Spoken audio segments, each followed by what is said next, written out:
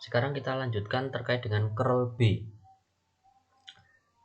Curl B seperti yang sudah saya katakan tadi, bahwa jika gambarnya seperti ini secara fisis, maka curl B itu mempunyai nilai tertentu atau tidak sama dengan 0. Nah, bisa mempunyai nilai tertentu. Nah, secara matematis akan kita analisis. Integral garis tertutup B pada lingkaran dengan jari-jari S itu dinyatakan dengan integral tertutup B dot dl.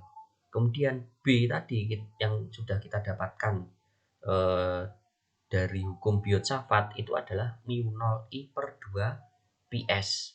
Ya, S itu adalah jari-jari. Kalau rumus umumnya kan B dikawat panjang, kawat lurus berarus itu kan mu 0 I per 2 PR. Nah, karena R-nya tadi sama dengan S, disebutkan S, maka di sini R menjadi S. Mu 0 I per 2 PS dot DL. Karena di titik tertentu yang kita tinjau B itu adalah konstan, ya. Konstan, maka rumus yang ini bisa keluar dari tanda integral, sehingga menyisakan hanya ada ini integral DL. Nah, integral DL itu apa? Di sini kan integral garis tertutup. Jadi integral DL ini menunjukkan integral garis tertutup. Nah, integral garis tertutupnya apa? Yaitu berbentuk lingkaran atau keliling lingkaran. Keliling lingkaran rumusnya, keliling lingkaran rumusnya adalah 2πr. Dengan R adalah jari-jari lingkaran, sehingga integral DL ini sama dengan 2ps. Nah, kemudian yang di bawah di sini ada penyebut 2ps sehingga dicoret. Tinggal mu 0 I saja. Nah, arus I itu merupakan arus pada lintasan tertutup. Arus yang dilingkupi lintasan tertutup. Saya beri merupakan arus yang dilingkupi lintasan tertutup. Lintasan tertutupnya ini, dan arusnya ada di sini. Jadi I-nya tadi menjadi IENC. ENC itu adalah I enclose.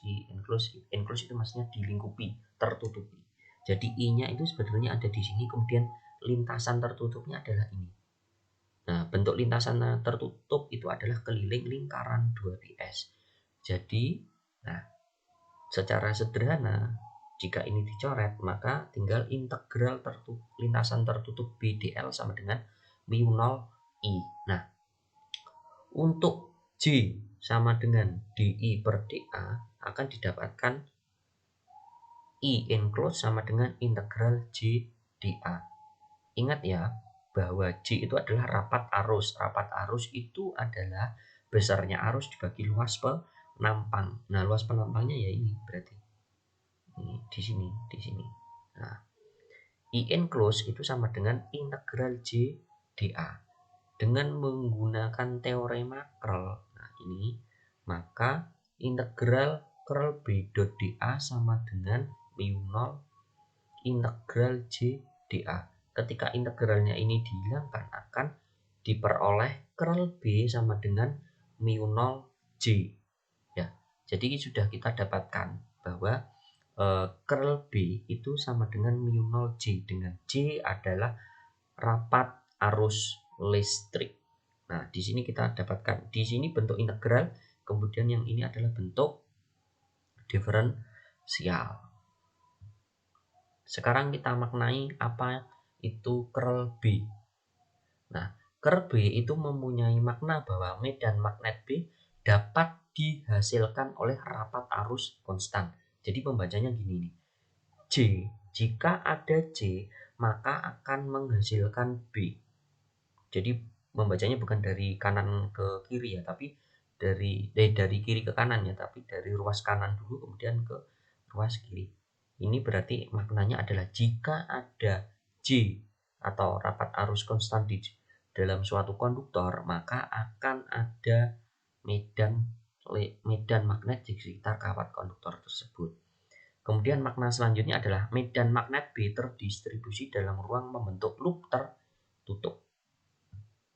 Nah, sekarang kita ke hukum ampere. Nah, apa yang sudah kita turunkan di slide ke-25 ini, baik bentuk integral maupun diferensial, ini disebut dengan hukum ampere.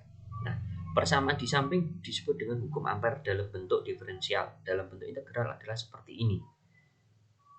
Ya, ini hubungan kaitannya antara bentuk integral ini dengan bentuk diferensial. Nah, Anda bisa mengunjungi Hyperfisik untuk mendapatkan ilustrasi yang lebih lengkap terkait dengan hukum ampere. Nah, hukum ampere itu mengaitkan antara lintasannya ini integral garis tertutup. Kalau hukum Gauss kan integral permukaan tertutup. Nah, kalau hukum ampere itu integral garis atau lintasan tertutup.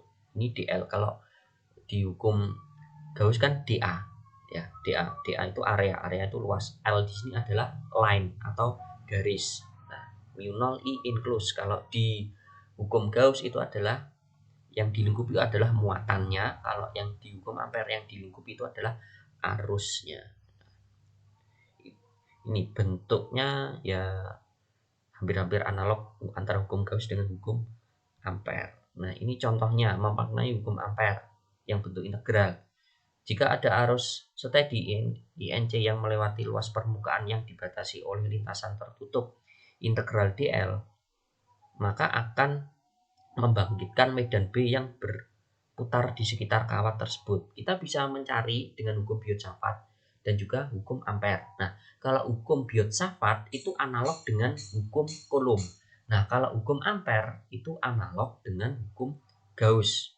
Nah, lintasan ini disebut dengan Amperian loop. Nah, kalau di hukum Gauss itu ada Gaussian surface atau permukaan Gauss. Nah, kalau di hukum ampere itu ada yang dinamakan lintasan Amperian atau Amperian loop. Yang kita hitung kalau di hukum Gauss itu rumus-rumus permukaan suatu bangun ruang, maka kalau di hukum ampere yang kita hitung itu adalah kelilingnya, garisnya. Itu yang membedakan.